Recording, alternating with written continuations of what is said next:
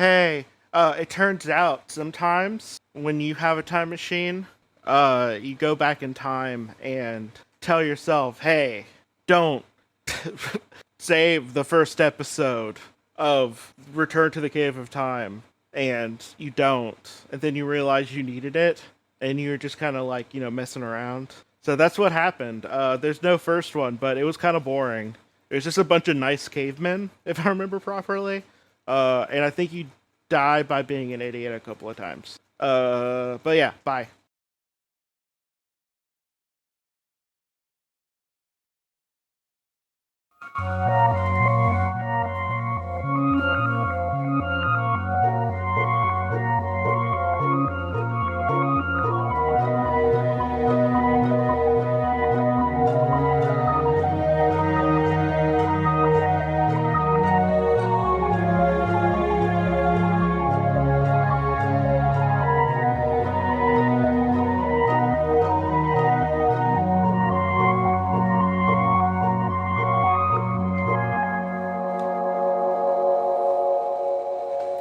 Hello, and welcome to Turn to Your Doom, a choose your own adventure podcast where we explore the many paths and meet the many ends of a choose your own adventure book. Today, we're picking up the second half of Return to the Cave of Time.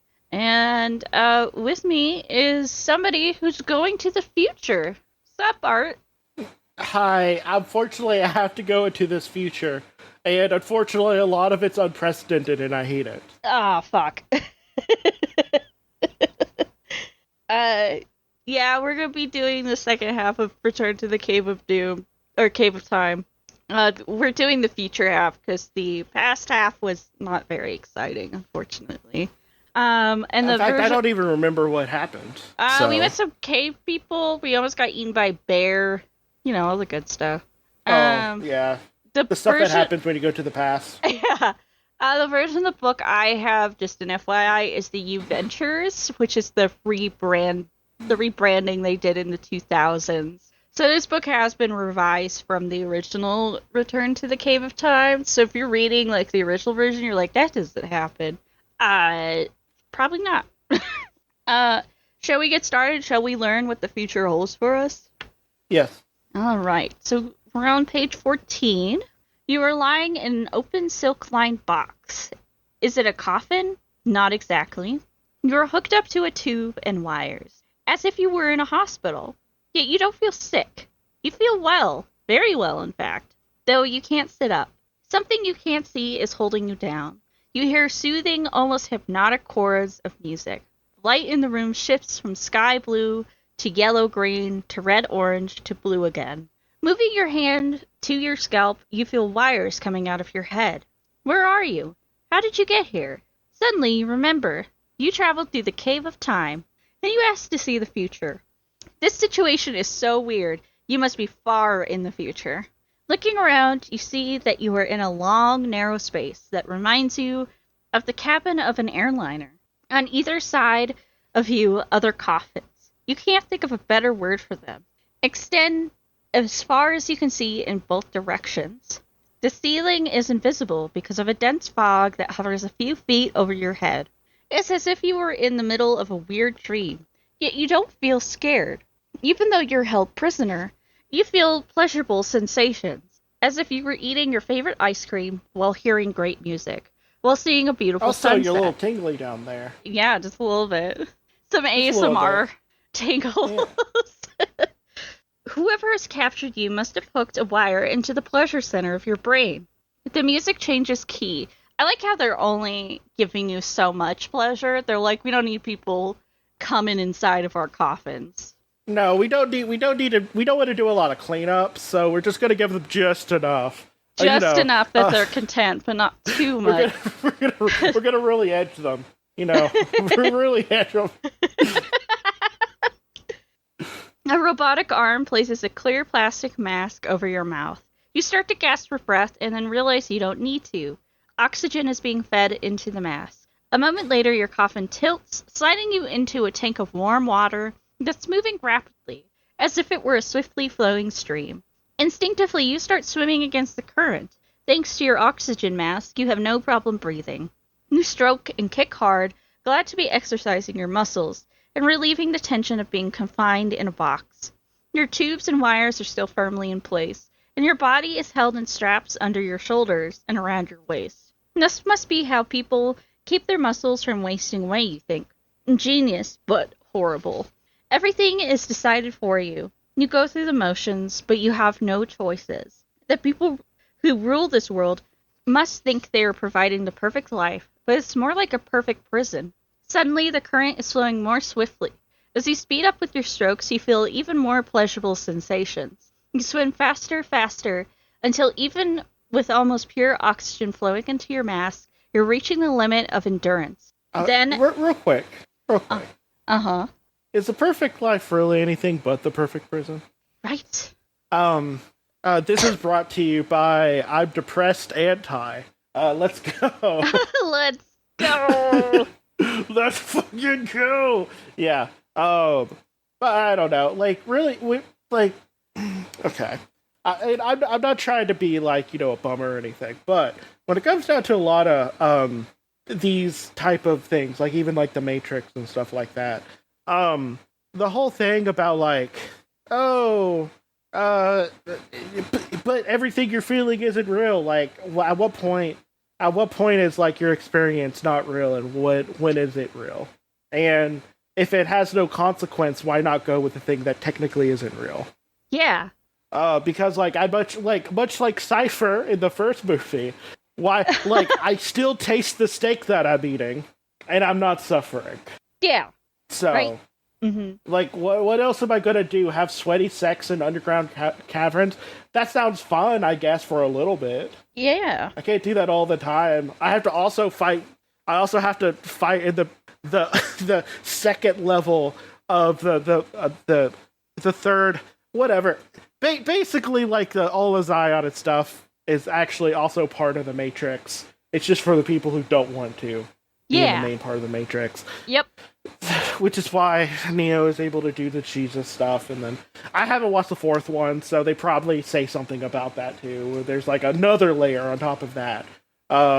Something about Hollywood. I don't know, but whatever. I just feel like if you're not being hurt, and choose the fake thing. Just choose the fake thing. Why not? Yeah. It's not. Yeah. What else are you gonna do?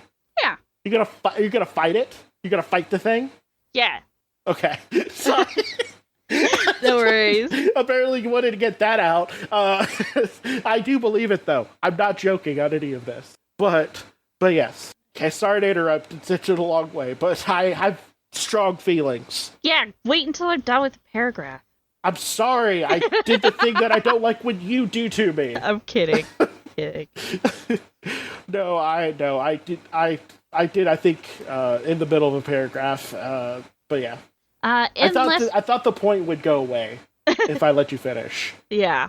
In less than a minute, you were dry. Robotic arms lift you back into your coffin. Your life, if you can call it that, goes on as before. You have been lying quietly, trying to adjust to the reality that lies ahead, when you are startled to hear a voice. It must be entering your brain through one of the implanted wires. It speaks a clear but stilted English. You have been identified as an alien intruder. Your bioanalysis shows an 87.37% probability that you can understand the English language. Based on your brainwave reaction to the preceding statement, the probability you understand English language has increased to 99.97%. Stand by for transport. A moment later, you lose consciousness. You're awake again, seated in a chair. Whenever you move, the chair adjusts itself so that it's molded to your body, giving you the most perfect and comfortable support imaginable. A woman is seated near you. Her body and face seem elongated, as if she were an image in an amusement park mirror. Yet her face is beautiful, and her olive-hued eyes are warm. You are an alien of uncertain origin, she says gently. Our computer will determine what can be done for you. Who are you, you ask, and where am I? My name is Celeste 433. I am your overseer. You are on Colony Suprema 87 to the 5th power, Proxima Neptuna, Galactica Virgo 804, and you are very fortunate to be here. Through advanced technology, all problems of life have been solved, all needs taken care of. There is nothing for our people to do but to exist in a state of perpetual pleasure. A sharply focused light beams in your face, increases in brightness for a moment, and then fades. Celeste 433 continues. Our monitors show you are not completely happy in the supremely pleasurable life we have made possible for you. You must have an irrational quality in your personality, obviously acquired in your previous culture. This could cause difficulty. Therefore, I must ask you, will you accept your good fortune and a life of perpetual pleasure, or will your thoughts and actions become rebellious? Answer truthfully. Our monitors will show if you lie. If you say you'll accept a life of perpetual pleasure, turn to page 23. If you say you cannot accept such a life, turn to page 34. Okay, before we go further, first off, are they just gonna goon you for like till you die, basically? Yes. Yep. Because like they're saying they're just giving you enough pleasure, so they're basically just edging you till the end of time. Yeah. Which, you know what? I don't want that. I don't want that life. I very much, I have, like, as much as delayed pleasure is a thing, like I do a week-to-week podcast where I only watch one episode of a show. Like, basically that's cool. the same thing. It's basically the same thing, and like, I don't want to have to. Exactly. I don't want to have to. So I'm gonna say no for this time. But if they say I'm lying, I'm gonna fight the thing that I definitely cannot fight in this book. All right, page 34. You tell Celeste 433 that you are not willing to give up your freedom for a life of pleasure. She nods, and you, to your surprise, smiles. I understand, she says. You are from a primitive culture, so you don't understand the constant pleasure is a superior to freedom of choice. Very well. Since freedom is more important to you than pleasure, I shall tell you something that I would not have mentioned otherwise. Suprema 87 to the fifth power is soon to be involved in a war between the Grand Overseers. Who are they? Celeste 433 dismisses your question with a wave of a long, bony hand. Listen, I admire your courage, and therefore I will give you a chance to survive this war, which I fear will destroy this colony. I shall provide you with a spacecraft. But your troubles will not be over. Space is vast and hostile. Space is a vast and hostile wilderness. I know of only two places you can reach where you'll have a hope of survival. One is Alpha Alpha, a colony beyond Pluto that is far more advanced than this one. In fact, it may be the most advanced place in the galaxy. The other place where you might possibly survive is planet Earth. Earth? That's my home planet. I'd really like to get back there. Celeste 433 shakes her head. You don't understand. You have been time displaced. Earth is no longer what it was. It is a scarred and ruined planet, a backwards child of the galaxy, an archaeological scrap heap. I've told you the truth. The decision is yours. You long to see Earth again, even though it's changed for the worse. You're curious about Alpha Alpha too, though what you've seen so far of advanced civilization doesn't encourage you. If you take the spacecraft to Alpha Alpha, turn to page 36. If you take the spacecraft to Earth, turn to page 100. Let's go back to Earth. Okay. You wake up in a tiny spacecraft. You're in a chair molded to your body. Stars are visible in all directions. To your left, and slightly behind you, is Saturn, with its spectacular rings. To your right is Jupiter. Its famous red spot has broken into 3 flecks of orange, but its 4 largest moons are as prominent as they are to Galileo when he discovered them long before you were born. Directly ahead is a red-hued planet, Mars. You must be close to it because it looks brighter and larger, even though its diameter is 20 times smaller than Saturn. Beyond Mars is another planet.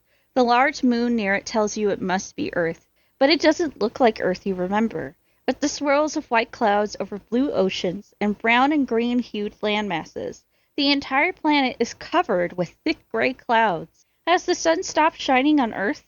Is its total cloud over the result of the greenhouse effect caused by the increase of carbon dioxide in the air? Scientists warned about that this might happen back in your time. Can you stand to live on such a planet? It's a horrible prospect, but where else can you go? Mars, perhaps? Maybe there's a colony. And Mars is quite close by.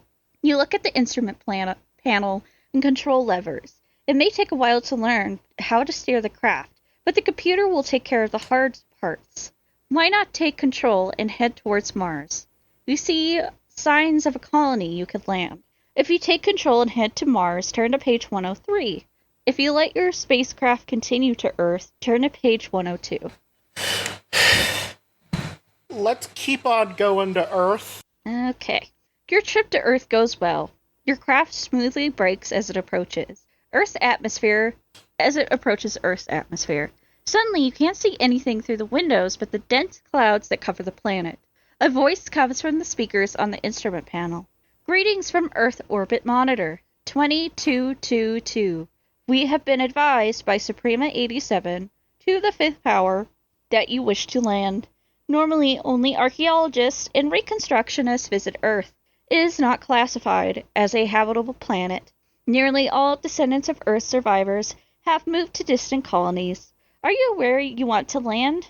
If not, we can redirect you to Sintra, which has environment similar to the one Earth had during its prime eons. If you decide to land on Earth anyway, turn to page 84. If you ask to be directed to Sintra, turn to page 90. Let's keep on going to Earth. I mean, I don't know what they want me to do besides go to Earth right now. By the way, Sintra is so close to Sinatra that I kept wanting to say that. Okay. So far, do you want to go to Earth? Yes. Are you sure? Yes. Are you sure? Are you positive? I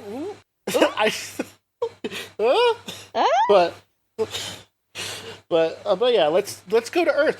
Now I want to know what happened to Earth. You keep on wanting me not to go to Earth. I know, right?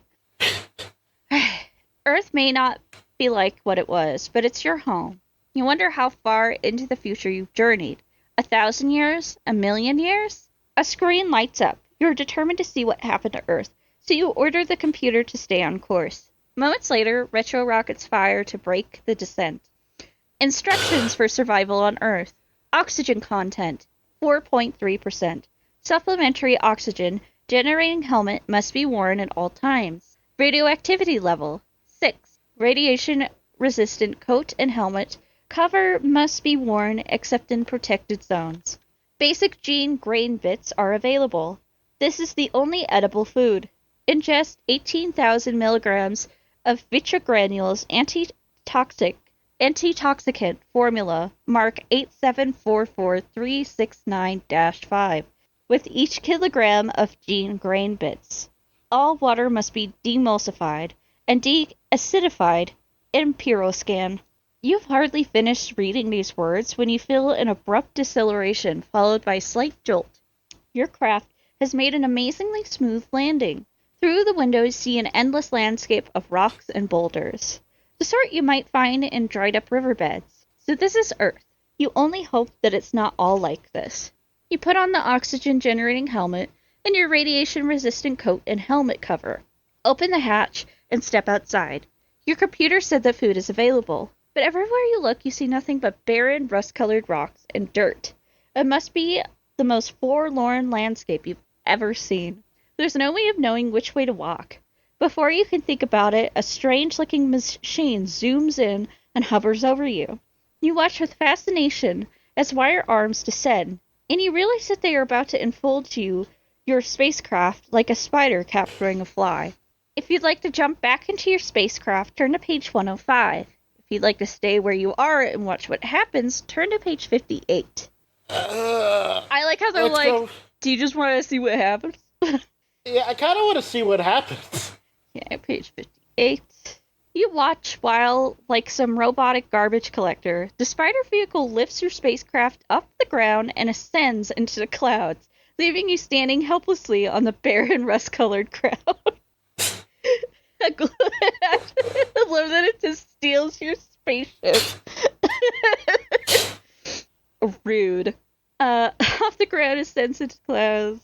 A loneliness sweeps over you worse than you experienced in space. You strap on your backpack and start walking over the flat, rubble-strewn terrain, trying to travel in a straight line. The sun never shows through the clouds. The sky gets darker. Nightfall will soon be upon you. You have no idea how far you've traveled or how far you are from civilization. If there is any civilization in this sad world, it's almost completely dark. At least you're not cold. You lie on the hard, sandy ground to try and sleep. You manage to doze off.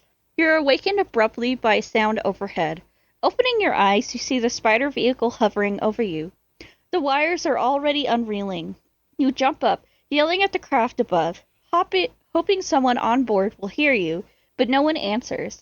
Instead, the wires drop down and get in position to wrap around you.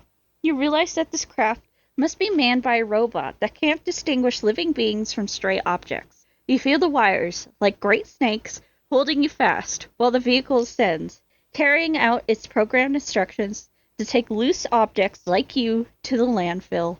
The end. Oh, I would have just let it happen. Yeah. Like, you know what I am? Take me to the trash. Take me where I belong. Please. Okay, apparently they just don't want us to go to Earth. If we choose the other option, where we don't just stand there and watch our spaceship get taken away. What else are we supposed to do, though? I know! Okay, let's do Are the we other supposed option. to fight it? What the fuck? Like, I know what happens in this situation. Yeah. You lose. You lose. You jump back into the spacecraft and shut the hatch just in time, because within seconds, it lifts off so fast you're almost knocked out by the G-force. Your computer must have sensed that you were being attacked and applied full thrust the moment you were aboard. The ground passes by at tremendous speed as you traverse the landscape. You watch in mixed fascination and horror at the terrain passing below. Gouged hills and desolate valleys blanketed by stones, weeds, vines, and occasional ruins of cities. You cross a dried-up riverbed and pass over gutted skyscrapers, buildings toppled into rusting shards of steel beams. You feel heartsick, witnessing the horrible things that have happened since you left your own time. Your spacecraft passes over a barren hillside. Beyond it is a huge silver dome. The craft slows and maneuvers towards it. A panel slides open and you enter into total darkness. You sense that the spacecraft is gently settling down. Motion stops. You're on the ground. The hatch slides open. Lights come on. You're in an enormous hangar. 3 small teardrop cars careen around the corner and abruptly stop. Human-like creatures emerge from them. They are dressed in identical brown robes. You could mistake them for people from your own time, except for the knobs growing out of their heads. What type of knobs? With those fucking knob heads. They just have full human dicks, like, growing out of their heads. The second you see them, you're like, knob heads! And they're like... They start crying. Did you just call us a slur? One of them steps towards you. He speaks in English, but in an odd, artificial tone. You wonder if he is an android. Welcome to Earth, he says. I am Yamara, consul of Solar 7. We were notified that you were coming, and that you were born on Earth and traveled through a time warp. Through the Cave of Time, you say. It is the same thing. You've heard of it? There is a legend. Where are we on Earth, you ask? In Galore, on the continent of America. He pulls out a small device and touches the screen, which immediately expands about 2 square feet in size. A map appears. It's a map of Earth, but one that looks very different from the Earth you know. Australia has merged with Asia. Antarctica has drifted almost to Hawaii. North and South America have become one big blob. You realize that you must have been transported millions of years into the future. Since you were born on Earth, you may stay here, says Yamara. Where will I live? What will I do? You ask. You will become one of us, says Yamara. We are Earth healers, charged by the Planetary Council to supervise Earth's recovery. We have already improved its environment tenfold. We are proud of our work healing the Earth. From what I've seen, there's not much to be proud of, you say. No sunshine, grass, or flowers. Only a few sickly-looking weeds, cities in ruins. Fucking rude, dude. Calm the fuck down, my guy. You don't know what it looked like before. Yeah, damn. Your host interrupts. Do not judge us, the living, for the terrible things that have happened in Earth's history. Our robot craft spends 24 hours a day cleaning up debris and neutralizing radioactive sources. In some areas of the world, the sun shines through, often for 5 or 10 minutes. or even longer. And trees and plants are growing. Each century, carbon monoxide and other toxins decrease. Oxygen increases. Now, you can sometimes take off your helmet and breathe the air for a few minutes. In a few million years, Earth will be filled with plant and animal life, and the oceans and rivers and lakes and air will be as clear and as pure as before humans spread over the planet. You are moved by the noble goals of the Earth Healers. This world, which for me is the world of the future, is very interesting, you say. But I want to return to my own time. Did you say there's a legend about the Cave of Time? Yes, the cave that legends tell of some 500 kilometers distant. I can only take you there, but you should know this. Many people have entered the cave, but none have come out. Animals sometimes come out. Their bones lie scattered near the entrance, because they have no oxygen helmets and cannot survive for more than a few hours. You listen eagerly to what Yamara says. If the place he speaks of is the Cave of Time, there's a chance you could return to your own time. The only trouble is that you might end up in a time that's worse than the one you're in. If you seek out the Cave of Time, turn to page 65. If you stay in the time you're in now, turn to page 71. Let's stay in the time we're in now. 71. Okay, this is an end. When you tell Yamara of your decision to remain in the present time, he steps forward and raises both hands as if to salute you.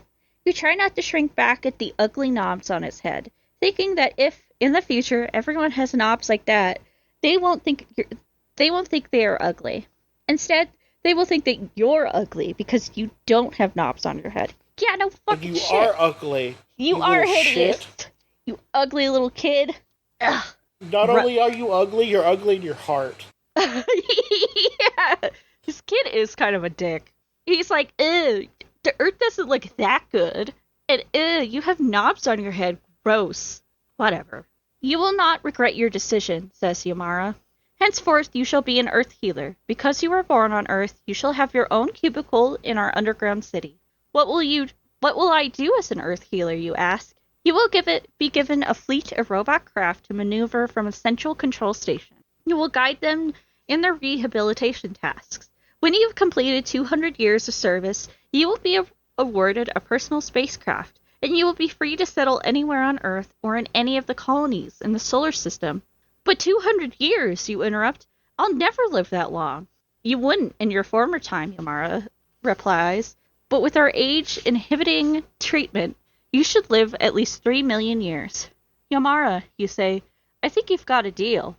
The end. Okay.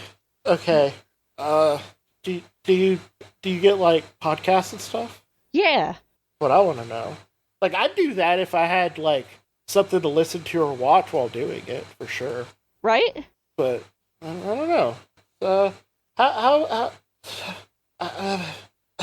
don't know what else to say. That one felt a little what's the word? It just felt... What am I trying to say? I feel like I could do it. I could do it, yeah. Yeah. Alright, so if we choose the other option, and we decide to seek out the Cave of Time, you are brave, Yamara says. I will accompany you to the cave. A saucer craft speeds the two of you to a desolate plain on the reshaped American continent. You and Yamara step out at the robot-operated car. The sky seems to be darkening even more than usual. A light drizzle is falling. It feels greasy, but you wouldn't want to drink it. Yeah. Like, do you want to drink greasy stuff normally? I don't think, like, when I describe something as greasy, I normally don't want to drink it. Like, eating it, that's different. Yeah. But, like, drinking? I don't want to drink grease. I want to eat grease. Yeah. Rain, Yamara cries jubilantly. The cycle of renewal is happening. I would think you'd rather have sunshine, since it's always cloudy, you say. We must have as much rain before the clouds break open, said Yamara. Then we shall see the sun in the sky. I wish you could see the earth the way it was in the 21st century, you say. Ahead of you is a mound with an opening, the entrance to the cave. It doesn't look like anything you remember. This is it, says Yamara. So now's the time to say goodbye. Good luck, if that is possible. You don't say anything for the moment. Yamara says, I can tell you are worried about what will happen to you. It's true, you say. I'm thinking about how I could come out of the cave at a really bad time. I understand, Yamara says.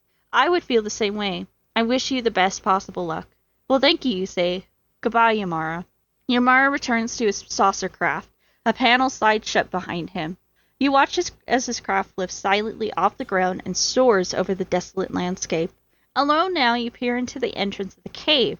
It's a little more than a narrow tunnel leading at an angle into the ground. A damp breeze is blowing out of it. You shake your head. You're not sure that this is the Cave of Time, but your mind is made up. You take one last look at the barren terrain around you, and, hunching over so as not to bump your head, you walk slowly into the tunnel. You have gone 50 feet or so when the slope steepens, taking you by surprise. You're falling. You black yeah. You black out for how long you don't know. Then you can't believe it. It seems impossible, but you were inside of your school, standing outside the door to your classroom. Looking in, you see your classmates. Your seat is empty. The teacher, Miss Hawkins, is talking about the government, explaining what the Supreme Court does.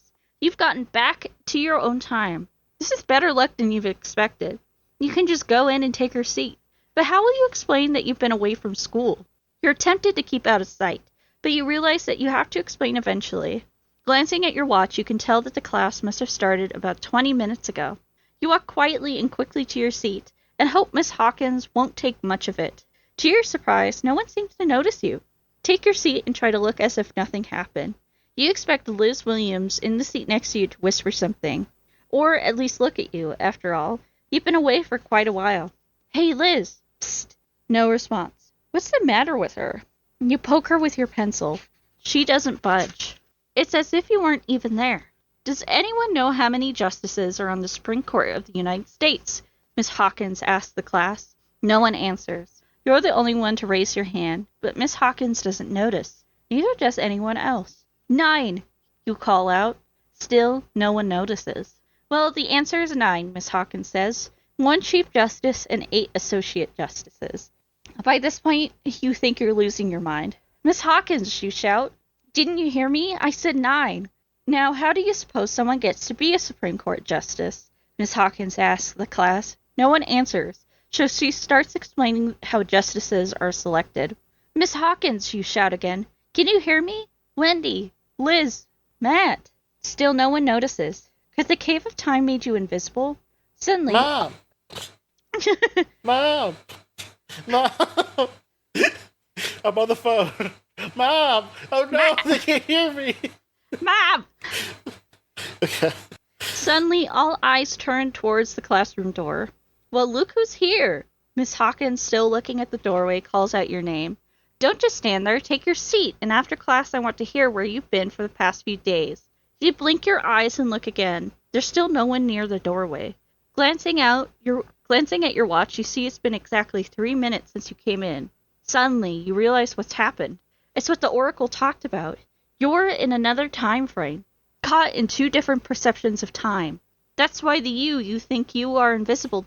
That's why the you that you think you are is invisible to everyone else. Your time frame is 3 minutes ahead of theirs. No one could see you until 3 minutes ago. And when you spoke, no one could hear your voice until 3 minutes have passed. It's a horrible situation. You've got to get back to the Cave of Time. You run out of the classroom and then stop at the doorway and look back. Nobody noticed what you did. You realize for the next 3 minutes that they will still see you sitting in your seat. You jog down the hallway and out of the school. Somehow, you'll find your way to the Cave of Time. You'll stow away on a bus, or at least you won't have to pay any fare. No one will notice you, at least not for the first 3 minutes. You start to cross the street. There are no cars coming, but you have a frightening thought. You could be hit by a car because the driver won't be able to see you for 3 minutes. Should you take the risk of crossing? If you risk crossing the street to get to the bus station, turn to page 10. If you don't risk it, turn to page 20. I'm going to say yes, because best case scenario, you get hit by a car, and you don't realize it for a little bit. Yeah, for 3 minutes. For 3 minutes. That's best case scenario. Worst case scenario, I guess you get to the fucking bus station or something. I don't know. Alright. You decide to risk crossing to the bus station, but cars, trucks, and buses are coming along all the time. Traffic is very heavy. There's no way you could cross against the light. Traffic comes to a stop. You have a green light to cross, but you're 3 minutes ahead of time. It might be red. It might have been red 3 minutes ago. But if it was, you might not know until you're hit by a truck. You stand on the corner, timing the traffic lights. The change between red and green every 45 seconds. There, they must turn green. There, they just turned green. Normally that would mean you could cross, but you're wondering whether you still hold. Let's see, you think. They must turn green. If they just turned green, they must have just turned red 45 seconds ago. You keep working back to 3 minutes ago, when the drivers of trucks think the light is changing, just as you do, but are they thinking it's changing to red or green? Now it's been green a while. You're feeling a little dizzy. Maybe it was red 3 minutes ago. You run the numbers again through your head. No, you're sure it was green 3 minutes ago. I love this. This is me too. Or was it red? Now it's turned...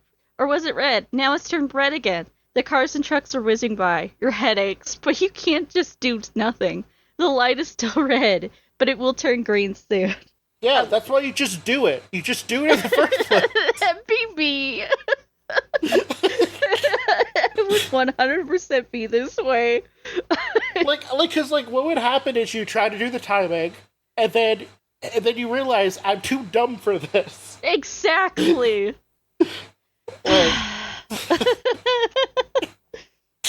Oh boy. Alright. If you go when it turns green, turn to page 13. Wait till it turns red again, turn to page 73. Green, let's go. Let's fucking go. Okay. The light for crossing turns green. The cars and trucks stop at the intersection. You feel sure they just stopped 3 minutes ago, too. You run across the street and make it. You reach the terminal and board the bus to Denver. From there, you'll have to switch buses a couple of times to reach the village nearest to Snake Canyon. You're on the road for 3 days, scavenging food wherever you can, traveling by bus and on foot. At last, you find Snake Canyon, and after trekking for most of the day, you reach the entrance to the Cave of Time. It's scary going back in, but there's no doubt in your mind that you have to... It's scary going back in, but there's no doubt in your mind that it's what you have to do. Living 3 minutes ahead of your own time would condemn you to a life of hopeless confusion. You walk through the entrance and take a small step ahead, but your eyes haven't adjusted to the dim light. You trip and fall. Suddenly you're sliding down a chute, headed for another time. And I have to turn to page 57. Pretty sure this is just like what your life is on a regular basis, Faith. Me? It's just falling it's just over. What your life is. Yeah, you fall over, then you wake up at a different time. Yeah.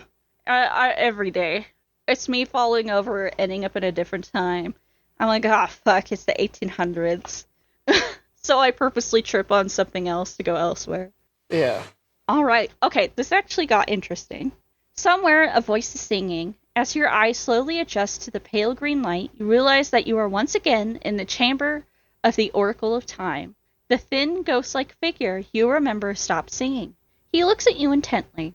You can hardly find words, but as if to answer your question before you ask. This strange man, if he is a man, says, "You have found the Oracle of Time. Don't you remember? We've met before," you say. "I must be going around in circles. Can you help me get back to my own time?" "Sometimes time goes around in circles," the Oracle says. "Some break out of the circle, some don't. How can I break out?" "This, my child, is something you must learn for yourself." "All right," you say doubtfully. You're about to ask another question when he says, "To begin, you must go to the future or the past. Which shall it be?" And then you get the same options as at the beginning of the book. Oh, okay. So you can loop back around if you want. Okay, so I'm guessing we're going back to the choices of, do you want to go to Earth? And then they keep on telling you stop wanting to go to Earth. Let me see if you hilariously die in a traffic accident.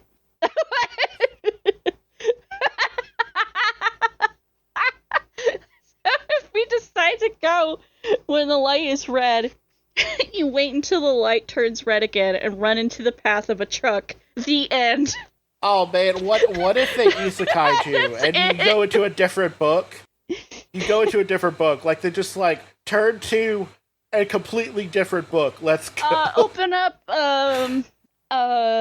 The Case of the Silk King, turn to page 73. You got isekai into a world much like your own. Oh my gosh. Truck-kun got you. Fuck. Okay. Let me look. Okay, we know what happens there. Okay. Oh, let me see if that has an ending too. Because there's an option for you, if you don't cross the street and do a bunch of mental gymnastics, but it doesn't look like a very exciting. It does end. It has an ending, but it's not very exciting. Oh. Okay. The last one we had was our option to go to Earth or go to Sintra, or as I kept wanting to say it, Sinatra. Yeah, let's go down that. So if you go to Sinatra, oh, that's an N. You ask the computer to redirect you to Sintra. G-forces almost crush you as your spacecraft accelerates, but it's as if you suddenly weigh 300 pounds, the price of rapid travel through space. More than an hour passes before your craft stops accelerating, and you resume your former weightlessness. You are now coasting. At what tremendous speed, you have no idea. As you relax, a buzzer sounds and words appear on your video screen. Stand by for hibernation treatment. When you come out of hibernation, 83.5 Earth years from now, you will find yourself on the planet Sintra of number 8,773,389, a highly stable Class G star. Sintra is one of the most beautiful, abundant, habitable planets in the galaxy. Conditions are almost identical to those that existed on Earth during the early days of humans on that planet. You try to imagine what life will be like on Sintra, but you're soon asleep. Your next sensation is of a dull electric shock in your head, then another and another. You flail your arms as if trying to brush away a fly. You want to go back to sleep, but there's no chance of that. The mild shocks persist for a few moments. Then loud music is playing in your ears, and then it stops, and a voice speaks. The computer's like, wake the fuck up! Wake up! Get up, bitch!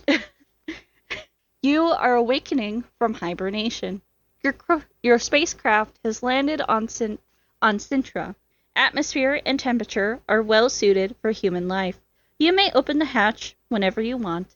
Your mind is flooded with questions. What's this planet like? What sort of people live here? What kinds of animals and plants are there? How advanced is their technology? You can't wait to see. You stretch, sit up, and look at the window. On one side is a cluster of brightly painted houses. On the other, a beautiful park rimmed by giant ferns. In the center is a splendid fountain. You throw open the hatch and breathe the fresh, clean air. At the same time, several large, tear-shaped saucer cars silently approach your capsule and land nearby. Smiling and holding up bouquets of flowers, the inhabitants of Sintra greet you. The end. Well, that was nice. Yeah, nice, I guess. Alright. Back when they were like, are you sure you want to go to Earth? Are you sure? We had the option of going to a place called Alpha Alpha, which was supposed to be technologically advanced. Let's go there, I guess. Okay. This is also an ending. I'll go to Alpha Alpha, you say? Farewell, then, says Celeste 433. And you missed the last part of what she says. Perhaps you lost consciousness. The next thing you know, you are aboard a spacecraft, seated in a chair molded to fit your body. Through the windows, you see endless numbers of stars and galaxies. You have been traveling through space for some time when you notice a luminous cloud ahead. It looks like millions of sparkling drops of water, suspended in space. As you approach it, you realize that it's not a cloud at all, but a planet dotted with thousands of lakes. Could this be Alpha Alpha? You look around your spacecraft. There are a few levers and dials. You try to move a lever, then another, and soon find that the controls are locked. Your flight has been pre-programmed. There's nothing to do but watch and hope. You continue to close in on the planet. Little flashes of light are jumping from one region to another. One flash comes right at you. Perhaps the inhabitants sensed your presence. Being so advanced, they should have no trouble seeing you or bringing you in for a landing. To your surprise, your spacecraft veers away from what seemed to be your destination. You watch the planet slip to the side. Ahead now are only a few distant stars. What's happening? Why didn't you land on Alpha Alpha? You try to hold back your tears. Try to think of a reason to have hope. Then you think of a reason. Celeste 433 said that Alpha Alpha may be one of the most advanced civilizations of the galaxy. Such an advanced civilization must be based on love, not cruelty. It must be through love that they have lengthened your journey. Surely there's a good reason for it. Maybe the planet you passed isn't your destination. Maybe Alpha Alpha lies ahead. On and on you travel, wondering if you'll get there. The end. And I think that was the last. Oh, we could live in a life of perpetual pleasure. That's Yeah, right. what's it gonna be? Like you die when you finally nut? Like what? That does lead to some other things. Let me see where those go. Yeah. Oh, you try and invoke the safe word that you had, Calypso, or you forget it because you're an idiot. Oh, and it loops around to the pirate ship. Oh. Neato. Okay, I think that's the last of this book. Pretty much all the choices we can make. Okay. You amazingly picked the longest path we could. That's great. You managed not to hit any endings except for the very last one we possibly could. Well, I'm gonna just come out and say this one was pretty mid. Yeah. I feel like we continued our mid streak. Yeah, we wanted a mid story. We got it. Well, no, we wanted an exciting story this one because we've been doing. Oh, right, yes, because we have been reading mid ones. Yeah, this one it definitely didn't hit the spot. Yeah. Oh well. Well, we'll decide to do one next time. I will ask you off air. And, but yeah, we're trying to go for like a fun one. Yeah, we're trying to find something time. fun and less mid. Yeah, I feel like exploring just the good and the bad is just as good as just doing the good. Yeah. I just noticed that there's a pair of kitty teeth impressions in this book. Oopsies. Okay. Well, that was interesting. Yeah, that's fine. Yeah. Can't Whatever. complain.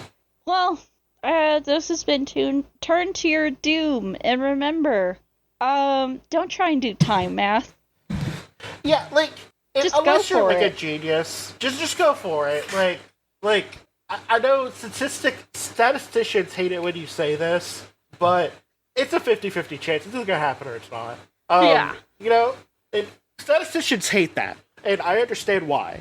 But there are some things to make that 50-50 better for you, and I know that's like, trying to mess with the stuff. But like, very few times are you gonna, be able to say yeah for sure. Also, math is hard, especially if you're 3 minutes behind. Yeah. Yeah. But, okay. Well, this has been Turn to Your I guess. Doom. Bye-bye.